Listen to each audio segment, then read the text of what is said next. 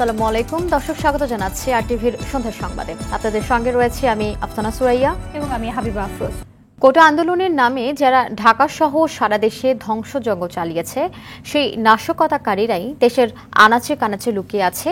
তাদের খুঁজে বের করতে জনগণের সহযোগিতা চাইলেন প্রধানমন্ত্রী শেখ হাসিনা। রামপুরায় ক্ষতিগ্রস্ত বিটিভি ভবন পরিদর্শন শেষে একথা বলেন প্রধানমন্ত্রী। লন্ডনে বসে তারেক রহমান প্রবাসীদের উস্কে দিয়েছে, এর ফলে সারা বিশ্বে বাংলাদেশের ভাবমূর্তি নষ্ট হয়েছে বলে মন্তব্য করেন শেখ হাসিনা। দেখুন আতিকা রহমানের রিপোর্ট। 1964 সাল থেকে যাত্রা শুরু করা দেশের একমাত্র রাষ্ট্রীয় টেলিভিশন ও বাঙালির লড়াই সংগ্রাম ও বুদ্ধয়ের ঐতিহাসিক সাক্ষী বাংলাদেশ টেলিভিশন। 1971 সালেও বিটিভিতে এত বড় আক্রমণ হয়নি, যা হয়েছে 18 জুলাই। ধ্বংসস্তূপে পরিণত হওয়া বিটিভি পরিদর্শন করলেন প্রধানমন্ত্রী শেখ হাসিনা। বিভিন্ন বিভাগ ঘুরে দেখেন। আগুনে পুড়ে ছাই হওয়া ধ্বংসযজ্ঞ দেখে অশ্রুসিক্ত হন বঙ্গবন্ধু কন্যা। প্রধানমন্ত্রী এ সময় সাংবাদিকদের বলেন, যারা দেশের স্বাধীনতায় বিশ্বাস করে না, উন্নয়ন সহ্য করতে পারে না, তারাই রাষ্ট্রীয় প্রতিষ্ঠানগুলোতে হামলা চালিয়েছে।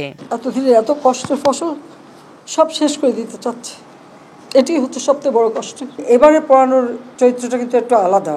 এবারে তারা গান পাউডার ব্যবহার করেছে এবং নিমিষে সব পুরো একেবারে ছাই। সারা বাংলাদেশ থেকে এই সন্ত্রাসী এবং বিএনপি জামাত, বিশেষ করে শিবির, তারা ঢাকায় এসে ঢাকার ভিতরে ঢোকেনি, আশেপাশে থেকে এসে এইভাবে আক্রমণ করেছে ওই কোটা বিরোধী আন্দোলনের সূত্র ধরেই। প্রধানমন্ত্রী বলেন, যারা নাশকতা করেছে তারা বিভিন্ন স্থানে আত্মগোপনে আছে। এদের খুঁজতে সবাইকে ঐক্যবদ্ধ হয়ে কাজ করতে হবে। শিক্ষকের গায়ে হাত তুললো, ছাত্রদের মারলো, হলগুলি লুটপাট করলো, তাদের কি হবে? কিন্তু যারা এটা ধ্বংস করলো আর যাদের জন্য এই দুর্ভোগ, যাদের জন্য আজকে বিদেশে বাংলাদেশের ভাবমূর্তি নষ্ট হচ্ছে, আমি তাদের বিচারের ভার এদেশের জনগণের উপরেই দিয়ে যাচ্ছি। তাদের খুঁজে বের করুন এবং তাদের শাস্তির ব্যবস্থা করার জন্য সহযোগিতা করুন। লন্ডনে বসে প্রবাসীদের বিক্ষোভ করতে উস্কানি দেয়া হয়েছে। প্রবাসীরা এখন শাস্তি ভোগ করছে। এতে বিদেশি শ্রমবাজারে বাংলাদেশের সুনাম নষ্ট হয়েছে। লন্ডন থেকে নির্দেশ যায়, যেখানে যেখানে বাঙালি আছে সেখানে সেখানে আন্দোলন করতে হবে। আর এই আন্দোলন করতে যে তাদের অবস্থাটা কি, লন্ডনে আমাদের আওয়ামী লীগের উপর হামলা করলো, সেখানে পুলিশ এসে ওই বিএনপির 3 নেতাকে গ্রেপ্তার করেছে। ইউএইতে তারা মিছিল করতে গেছে, 57 জনকে গ্রেপ্তার করেছে। 3 জন হলো যাবজ্জীবন কারাদণ্ড, 16 জন 10 বছরের কারাদণ্ড। ওই দেশে আইন আছে, কেউ মিছিল করতে পারে না, কিন্তু তাদেরকে উস্কে দেওয়া হয়েছিল লন্ডন থেকেই। শুধু নিজেদের চাকরি বাকরি রুজি রোজগারের পথ যে হারালো তা না, আজকে যে বাঙালির ওখানে কাজ করে খায় তাদের মুখটা কোথায় থাকে? 3 বার হামলা করে বিটিভি কার্যালয়ে নারকীয় ধ্বংসযজ্ঞ চালায় দুর্বৃত্তরা। নিচতলা থেকে 6 তলা পর্যন্ত ভাঙচুর করে। Television museum, Bangabandhu corner, archive, computer workstation সহ গুরুত্বপূর্ণ যন্ত্রপাতি ও গাড়ি পুড়িয়ে দেওয়া হয়েছে। আতিকা রহমান, আরটিভি, ঢাকা। গত কয়েকদিনের সহিংসতায় আহতদের চিকিৎসার দায়িত্ব নেবে সরকার, সেই সঙ্গে তাদের কর্মসংস্থানেরও ব্যবস্থা করা হবে বলে জানালেন প্রধানমন্ত্রী শেখ হাসিনা। বিকেলে ঢাকা মেডিকেল কলেজে আহতদের দেখতে গিয়ে এই প্রতিশ্রুতি দেন তিনি। এ সময় প্রধানমন্ত্রী প্রশ্ন রাখেন, কোটা নিয়ে সব দাবি মেনে নেয়ার পরও কেন আন্দোলন শেষ হচ্ছে না। বিএনপি জামায়াতের সহিংসতা ও বর্বরতার বিরুদ্ধে দেশে বিদেশে সবাইকে সোচ্চার হওয়ার আহ্বান জানান তিনি। প্রধানমন্ত্রী ঢাকা মেডিকেলের কয়েকটি ওয়ার্ড ঘুরে আহতদের খোঁজ খবর নেন এবং সহমর্মিতা জানান। চিকিৎসক ও নার্সদের সঙ্গেও কথা বলেন। আহতদের প্রয়োজনীয় সব ধরনের চিকিৎসা দেওয়ার নির্দেশনা দেন প্রধানমন্ত্রী।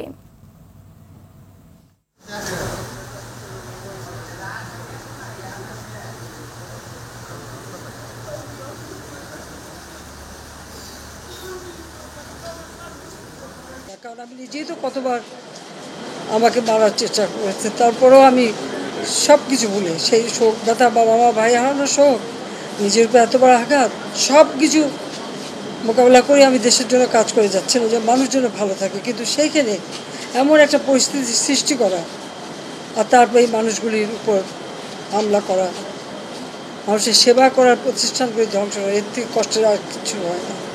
চিকিৎসার জন্য যা যা প্রয়োজন সরকার করে যাচ্ছে এবং করবে। চিকিৎসা শেষে তাদেরকে অন্তত তাদের আয় রুজির ব্যবস্থা যাতে হয় সেটাও আমরা করব।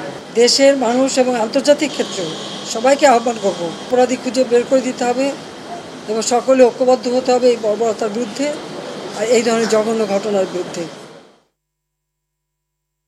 দেশের সাম্প্রতিক সহিংসতা ও হত্যাকাণ্ডের সম্পূর্ণ দায় বিএনপি জামায়াতের, এমন মন্তব্য করে আওয়ামী লীগের সাধারণ সম্পাদক ওবায়দুল কাদের বলেন, আইন শৃঙ্খলা রক্ষাকারী বাহিনীর তদন্তে বিএনপি জামায়াতের নাশকতার তথ্য পাওয়া যাচ্ছে।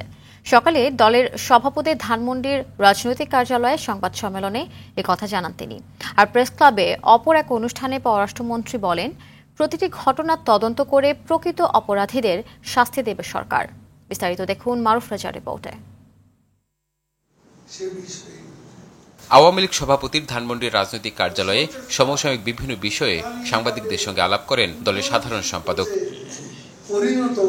বলেন, সাম্প্রতিক নাশকতার প্রাথমিক তদন্তে প্রমাণ হয় দেশ ও সরকারকে বেকায়দায় ফেলতেই শিক্ষার্থীদের আন্দোলনকে পুঁজি করে নৈরাজ্য চালিয়েছে জামায়াত বিএনপি। নারকীয় হত্যাযজ্ঞ চালিয়েছে সেই পাকিস্তানি ধারার রাজনীতিরই প্রেতাত্মা। এখনো যারা আন্দোলনে ডাক দিয়ে যাচ্ছে তাদের উদ্দেশ্য দেশকে ধ্বংস করা, দেশের অর্থনীতিকে আরো ধ্বংসের দিকে নিয়ে যাওয়া। ফের হামলার সংখ্যা এখনো কাটেনি মন্তব্য করে দেশবাসীকে সতর্ক থাকার পরামর্শ দেন ওবায়দুল কাদের। তারা আবারও বিভিন্নভাবে হামলা চালানো চেষ্টা করতে পারে। দেশের জনগণের প্রতি আহ্বান, যেখানেই এই অস্ত্রধারী ক্যাডারদের দেখবেন তাদের তথ্য আইন শৃঙ্খলা রক্ষাকারী বাহিনীগুলোকে দিয়ে সহযোগিতা করবেন। এদিকে একই বিষয়ে জাতীয় প্রেস ক্লাবে আরেক অনুষ্ঠানে পররাষ্ট্রমন্ত্রী ডক্টর হাসান মাহমুদ বলেন, প্রতিটি ঘটনা তদন্ত করে প্রকৃত অপরাধীদের শাস্তি দেবে সরকার। বিএনপি জামাত অগ্নিসন্ত্রাসী দেশবিরোধী অপশক্তি জঙ্গি গোষ্ঠীকে সুযোগ কারা করে দিয়েছে সেই প্রশ্ন আজকে দেখা দিয়েছে। যদি একটু ধৈর্য ধরা হতো তাহলে তো এই বিএনপি জামাত জঙ্গি গোষ্ঠী দেশবিরোধী অপশক্তি তারা এই সুযোগটা পেত না। ছাত্র নেতাদেরও খোঁজ নেওয়া দরকার, তাদের মধ্যে এই দেশ বিরোধী অপশক্তি জঙ্গি গোষ্ঠীর কোনো এজেন্ট ঢুকেছে কিনা। মারফরিজা, আরটিভি, ঢাকা। এদিকে আওয়ামী লীগের সাংগঠনিক শক্তি বাড়াতে ঢাকা মহানগর উত্তর আওয়ামী লীগের উদ্যোগে সমন্বয় সভা হয়েছে। বিকেলে ঢাকা জেলা আওয়ামী লীগের কার্যালয়ে এই সভা হয়। এ সময় বক্তারা বলেন, কোটা সংস্কার আন্দোলনকে ইস্যু করে স্বাধীনতা বিরোধী শক্তি দেশে সহিংসতা চালিয়েছে, তাদের বিরুদ্ধে ঐক্যবদ্ধভাবে প্রতিরোধ গড়ে তোলার আহ্বান জানান বক্তারা। ঢাকা মহানগর উত্তর আওয়ামী লীগের প্রতিটি থানা, ওয়ার্ড ও সব ইউনিটের নেতাকর্মীরা এ সময় উপস্থিত ছিলেন।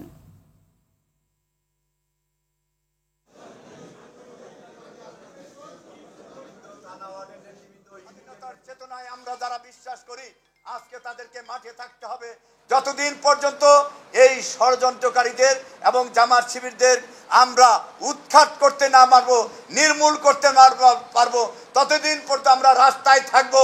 বাংলাদেশের মানুষের জন্য, এর সার্বভৌমত্বের জন্য এক এবং ঐক্যবদ্ধ থাকবো। এই জামাতি চক্র, শিবির চক্র যারা হাত কেটেছে, পাও কেটেছে, তাদেরকে আপনারা চিহ্নিত করুন, কারা কোথায় আছে চিহ্নিত করে তারপরে তাদের বিরুদ্ধে আমরা অ্যাকশনে যাব, মোকাবেলায় যাব। সরকারি চাকরিতে বৈষম্য বিরোধী আন্দোলনে শিক্ষার্থীদের উপর আইন শৃঙ্খলা বাহিনীর যৌথ হামলার ঘটনা ইতিহাসে অনন্য নজির স্থাপন করেছে।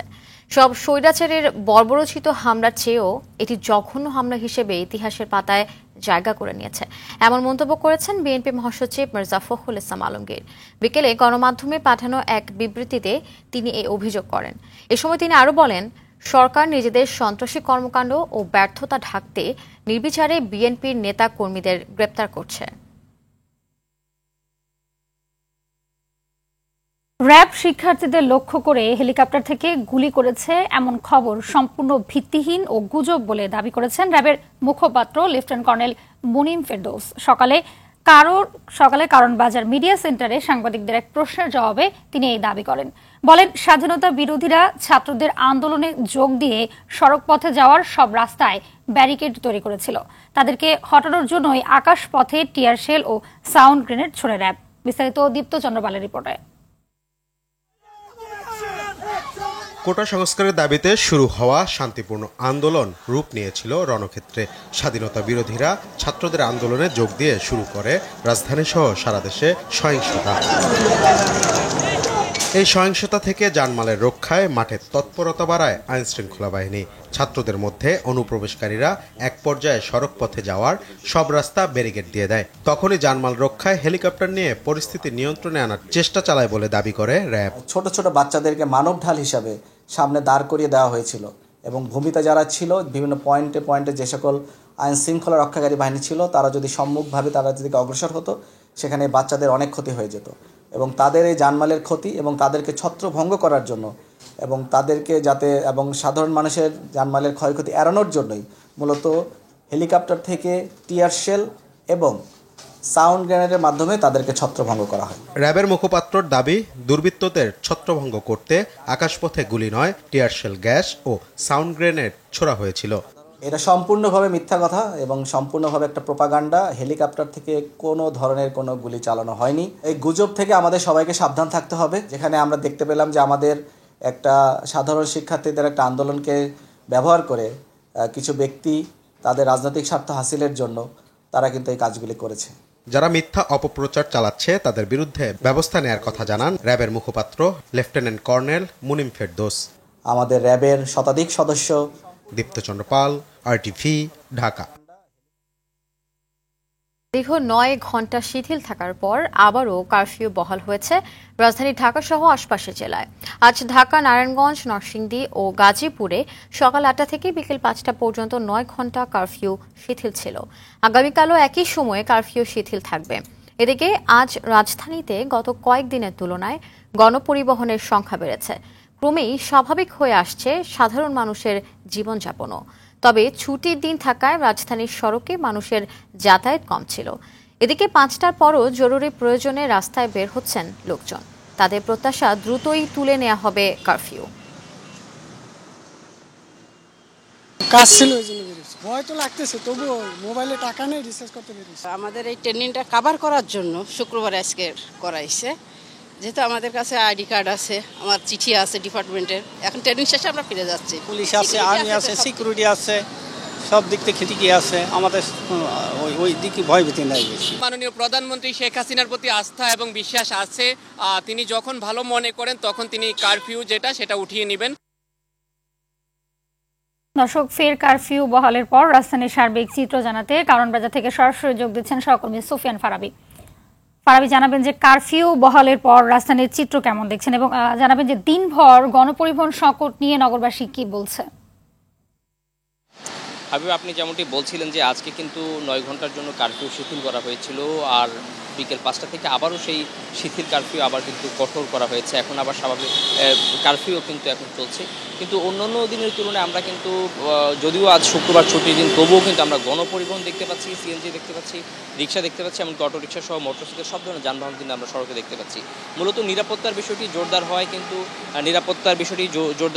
হওয়ায় কিন্তু আসলে মানুষ পথে নামতে সাহস পাচ্ছে এবং গণপরিবহনগুলো কিন্তু আসলে চলাচল করছে। আমরা এখনও দেখতে পাচ্ছি যে একটি গণপরিবহন একটি স্থান থেকে আরেকটি স্থানে যাচ্ছে। এভাবে কিন্তু ঢাকায় কারফিউ চললেও আসলে কিন্তু গণপরিবহন এবং জনজীবন এখন পর্যন্ত আমরা স্বাভাবিক দেখতে পাচ্ছি। তবে এর সাথে আরেকটি বিষয় জানিয়ে রাখি যে আমরা আইনশৃঙ্খলা রক্ষাকারী বাহিনীর সাথে কথা বলেছিলাম। তারা যেমনটি বলছে যে কারফিউ চলছে, তবে যৌক্তিক কারণ যদি কেউ দেখাতে পারে তাহলে তাকে ছেড়ে দেওয়া হচ্ছে এবং যদি যৌক্তিক কারণ দেখাতে না পারে, সন্দেহভাজন যদি কাউকে মনে হয়, নাশকতার উদ্দেশ্যে যদি কেউ ঢাকা প্রবেশ করে থাকে, এরকম কাউকে মনে হয়, তাহলে সেক্ষেত্রে তাকে আইনের আওতায় আনা হচ্ছে। অন্যদিকে আমরা সাধারণ মানুষের সঙ্গে কথা বলেছি, তারা বারবার একটা কথা বলছেন যে এখন যেই কারফিউ চলছে, যদিও 8-9 ঘন্টার জন্য ছেড়ে দেওয়া হচ্ছে, কিন্তু তারা চাচ্ছেন পুরোটা সময় যদি ছেড়ে দেওয়া হয়, স্বাভাবিক জীবনযাপন করা হয়, তাহলে অর্থনৈতিক বিভিন্ন বিষয় দিক থেকে তারা উপকৃত হবেন এবং তারা স্বাভাবিক জীবনে আবারও ফিরে যেতে চান। কিন্তু সেই সাথে তারা এটাও বলছেন যে যতক্ষণ পর্যন্ত না নিরাপত্তার বিষয়টি শতভাগ নিশ্চিত হবে, ততক্ষণ পর্যন্ত কিন্তু সরকার চাইলে কিন্তু কারফিউ আরও দীর্ঘ করতে পারে। তবে তাদের আশা যে দ্রুত সময়ের মধ্যেই আইনশৃঙ্খলা রক্ষাকারী বাহিনী পরিস্থিতি যেভাবে নিয়ন্ত্রণ নিয়ে এসেছে এভাবে নিয়ন্ত্রিত থাকবে এবং কারফিউ অতি দ্রুত সময়ের মধ্যেই তুলে নেওয়া হবে, এইটাই কিন্তু তাদের প্রত্যাশা ছিল। হাবিবা, রাজধানীর কারণ বাজার থেকে এই ছিল আমার কাছে সর্বশেষ তথ্য। ধন্যবাদ আপনাকে। এদিকে ঢাকা সহ সারা দেশে 7ম দিনের মতন কারফিউ চলছে। তবে বেড়েছে শিথিলের সময়। পরিস্থিতি স্বাভাবিক হয়ে আসছে দেশ জুড়ে। চট্টগ্রামে আইন শৃঙ্খলা বাহিনী মাঠে রয়েছে, গণপরিবহন চলাচলের পাশাপাশি বেড়েছে মানুষের চলাচলও। রংপুরে ভোর 6টা থেকে সন্ধ্যা 7টা পর্যন্ত কারফিউ শিথিল করা হয়েছে। খোলা রয়েছে শহরের দোকানপাট। রাজশাহীতে চলাচল করছে দূরপাল্লার যানবাহন। পরিস্থিতি স্বাভাবিক হয়ে আসছে খুলনায়। জেলা প্রশাসকের ঘোষণা অনুযায়ী মেহেরপুরে ভোর 6টা থেকে রাত 9টা পর্যন্ত কারফিউ শিথিল রয়েছে। ময়মনসিংহে 2 দিন ধরে সকাল 8টা থেকে সন্ধ্যা 6টা পর্যন্ত কারফিউ শিথিল করায় জনজীবন স্বাভাবিক হয়ে এসেছে। বরিশালে হাটবাজার ও সড়কে মানুষের চলাচল বেড়েছে, এতে স্বস্তি ফিরে এসেছে জনমনে। গেল কয়েকদিনের তুলনায় রাজধানীর বাজারে কিছুটা বেড়েছে পণ্য সরবরাহ। এতে 30 থেকে 80 টাকার মধ্যে পাওয়া যাচ্ছে সব সবজি। তবে সরবরাহ ঠিক থাকলেও বাড়তি দামে বিক্রি হচ্ছে পেঁয়াজ ও আলু। আগের বাড়তি দামে বিক্রি হচ্ছে সব ধরনের চাল। মাছের বাজার আগের মতো থাকলেও কমেছে ইলিশের দাম। আর প্রায় ক্রেতা শূন্য মাংসের বাজার। আরও দেখুন শাকিবুর রহমানের রিপোর্টে। সাপ্তাহিক ছুটির দিন হলেও চলমান পরিস্থিতিতে শুক্রবার রাজধানীর অন্যতম পাইকারি বাজার কাউরান বাজারে ক্রেতা সমাগম ছিল অন্য দিনের তুলনায় কম। তবে গেল কয়েকদিনের তুলনায় বাজারে পণ্য আমদানি অনেক বেড়েছে। আর এতেই কমতির দিকে সব ধরনের সবজির দাম। কমতে শুরু করেছে মরিচের ঝালও। 120 থেকে 150 টাকা কেজিতে মিলছে কাঁচামরিচ। 120, 140, 160। শাকসবজি আমদানি হইতেছে, দাম একটু কমতেছে। আর একটু আমদানি হলে দাম আর একটু কমে আসবে ইনশাআল্লাহ। যে দাম গেছে এত তো কিনে খাওয়ার মতো অনেক সম্ভব হয়নি। আমদানি ভরপুর থাকলেও বাড়তি দামে বিক্রি হচ্ছে আলু ও পেঁয়াজ। দেশিটাই 105 টাকা করে খুচরা আমরা বেচে, আর ইন্ডিয়ান পেঁয়াজ 95 টাকা। আলু আমদানি করার পরেও দাম বেশি, পেঁয়াজের একই অবস্থা। মধ্যস্বত্বভোগীরা যারা আছে এরাই এর ফায়দা লুটতেছে। গেল সপ্তাহের বাড়তি দামে বিক্রি হচ্ছে সব ধরনের চাল। বস্তা প্রতি আপনার 1-150 টাকা বাড়ছে, প্রতিটা চালের দামে বাড়ছে। প্রত্যেকটা জিনিসের দাম আগের চেয়ে বেশি, এর প্রভাব আপটা ভোক্তা হিসেবে আমাদের উপরেই পড়তেছে। মাছের বাজার আগের মতোই, তবে কমতে শুরু করেছে ইলিশের দাম। কাতল বেচতে আছে মনে করেন 4 কেজি সাইজ 420 টাকা কেজি। আজকে বিক্রি করতেছি 1800 টাকা কেজি, 1 কেজি 200-300 গ্রাম। ইলিশের দাম তো সারা বছরই বেশি মনে হচ্ছে। এরা বলতেছে কম, কিন্তু আমি তো কম কিছু দেখি না। কেজিতে 10 টাকা কমে বিক্রি হচ্ছে ব্রয়লার মুরগি। কমতির দিকে সোনালিকা মুরগির দামও। ব্রয়লার মুরগি 180 টাকা কেজি, পাকিস্তানি সোনাটা বিক্রি করতেছি 280 থেকে 290 টাকা কেজি। এদিকে প্রায় ক্রেতা শূন্য মাংসের বাজার, তাই দাম কমলেও অলস সময় পার করছেন বিক্রেতারা। অন্য শুক্রবারে 3-4টা গরু জব করতাম, এই সপ্তাহে 2টা গরু জব করছি, কোনো কাস্টমার নাই মার্কেটে। সঠিক তদারকি করলে পরিস্থিতিটা একটু নিয়ন্ত্রণ হবে। সব অস্থিরতা কাটিয়ে বাজারে পণ্য সরবরাহ ও দাম নিয়ন্ত্রণে থাকবে, এমন প্রত্যাশা ভোক্তাদের। শাকিবুর রহমান, RTV, ঢাকা। কোটা সংস্কার আন্দোলনের সময় রাজধানীর শনির আকরা ও রায়েরবাগ এলাকায় 2 পুলিশ সদস্যকে হত্যায় নেতৃত্ব দেন ডেমরা ছাত্র দলের আহ্বায়ক মাসুদ রানা। এমনটি দাবি করেছেন ঢাকা মহানগর পুলিশের অতিরিক্ত কমিশনার হারুনুর রশিদ। সকালে রাজধানীর মিন্টো রোডে ডিবি কার্যালয়ে সংবাদ সম্মেলনে তিনি বলেন, রাজধানীর বিভিন্ন এলাকায় অভিযান চালিয়ে মাসুদ রানা সহ 6 জনকে গ্রেপ্তার করা হয়েছে। আন্দোলনকে কেন্দ্র করে বিএনপি জামায়াত চক্র পুলিশ সদস্যদের নির্মমভাবে পিটিয়ে হত্যা করেছে। জড়িতদের বেশিরভাগকে গ্রেপ্তার করা হয়েছে বলেও জানান তিনি। কোটা আন্দোলনকে কেন্দ্র করে ঘটা সহিংসতায় নিহত সব ঘটনারই পুঙ্খানুপুঙ্খ তদন্ত করছে ডিএমপি। হত্যার ঘটনায় জারি সম্পৃক্ততা পাওয়া যাবে কাউকেই ছাড় দেয়া হবে না বলে জানিয়েছেন ডিএমপির যুগ্ম কমিশনার বিপ্লব কুমার সরকার। এরই মধ্যে রাজধানীর বিভিন্ন থানায় হত্যা মামলা সহ 209টি মামলা হয়েছে জানিয়ে পুলিশের এই কর্মকর্তা জানান, হত্যার পেছনে যারাই জড়িত থাকবে তাদেরই শাস্তির মুখোমুখি করা হবে। বিএনপি মহাসচিব মির্জা ফখরুল ইসলাম আলমগীর সহ যে পর্যায়ের নেতাই এই ঘটনার সঙ্গে সম্পৃক্ত থাকুক না কেন কাউকেই ছাড় দেয়া হবে না। রাজধানী থেকে 2300 সন্ত্রাসীকে গ্রেপ্তার করা হয়েছে বলেও জানান তিনি। তাদের দেয়া তথ্যের ভিত্তিতে বাকিদের গ্রেপ্তারের অভিযান চলছে। নরসিংদী জেলা কারাগার থেকে পালিয়ে যাওয়া 9 জঙ্গির মধ্যে জুয়েল ভুইয়া আরও একজনকে গ্রেপ্তার করেছে পুলিশ। গাজীপুরের কাপাসিয়া উপজেলার বরুড়া থেকে তাকে গ্রেপ্তার করা হয়। এ নিয়ে 4 জঙ্গি গ্রেপ্তার হয়েছে। সকালে নরসিংদীর পুলিশ সুপার মোহাম্মদ মোস্তাফিজুর রহমান নিজ কার্যালয়ে সংবাদ সম্মেলনে এসব তথ্য জানান। এ সময় তিনি বলেন, নাশকতাকারীরা কারাগারে ভাঙচুর, অগ্নিসংযোগ ও অস্ত্র ও গুলি লুট করে এবং 9 জঙ্গি সহ 826 জনকে ছেড়ে দেন। 20টি চায়না রাইফেল, 15টি রাইফেল এবং 10টি শর্টগান সহ এ পর্যন্ত 45টি অস্ত্র, 1091টি গুলি, 227টি গুলির খোসা, 20টি ম্যাগাজিন ও 10টি হ্যান্ডকাফ উদ্ধার করা হয়েছে। পালিয়ে যাওয়া কয়েদিদের মধ্যে 481 জন আত্মসমর্পণ করেছে বলেও জানায় পুলিশ সুপার। প্রধানমন্ত্রী শেখ হাসিনার নির্দেশনা অনুযায়ী চলমান কারফিউ পরিস্থিতির বাস্তবতায় ছিন্নমূল ও খেটে খাওয়া 2000 কর্মহীন মানুষের মাঝে ত্রাণ সহায়তা প্রদানের উদ্যোগ নিয়েছে বাংলাদেশ রেড ক্রিসেন্ট সোসাইটি। তারই অংশ হিসেবে রাজধানীর স্কাটন হাই স্কুল মাঠে 500 পরিবারের মাঝে ত্রাণ সহায়তা তুলে দেন সোসাইটির চেয়ারম্যান অধ্যাপক ডাক্তার এম.ইউ. কবির চৌধুরী। ত্রাণ সহায়তার জনপ্রতি 7 কেজি চাল, 1 কেজি ডাল, 1 লিটার তেল, 1 কেজি চিনি, আধা কেজি সুজি ও 1 লিটার বোতলজাত বিশুদ্ধ পানি প্রদান করা হয়।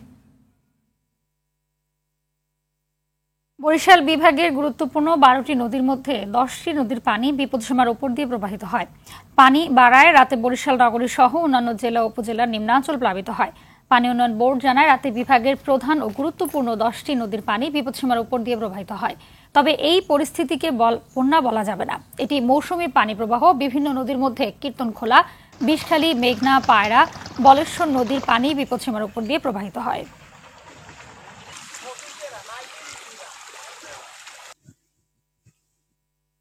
এদিকে মৌলভীবাজারে কমতে শুরু করেছে বন্যার পানি। জেলার কুলাউড়া, ঝুরি ও বড়লেখা উপজেলার নির্মাঞ্চলের মানুষ প্রায় 1.5 মাস ধরে পানিবন্দী ছিল। পরে জেলার হাকালুকি হাওর এলাকায় কমতে শুরু করেছে বানের পানি। এতে করে জেগে উঠছে বন্যার পানিতে তলিয়ে থাকা ডুবন্ত ঘরবাড়ি, রাস্তাঘাট আর ফসলি জমি। দৃশ্যমান হতে শুরু করেছে বন্যার ক্ষতি। অনেকে ঘরবাড়ি হারিয়ে মানবেতর জীবনযাপন করছেন। দর্শক, সন্ধ্যার সংবাদ এ পর্যন্তই। সবশেষ সংবাদ জানতে যে কোনো মোবাইল ফোন থেকে 2414 নম্বরে ডায়াল করুন। রাতের সংবাদ 11:15 দেখার আমন্ত্রণ রইল। ধন্যবাদ সবাইকে। ধন্যবাদ।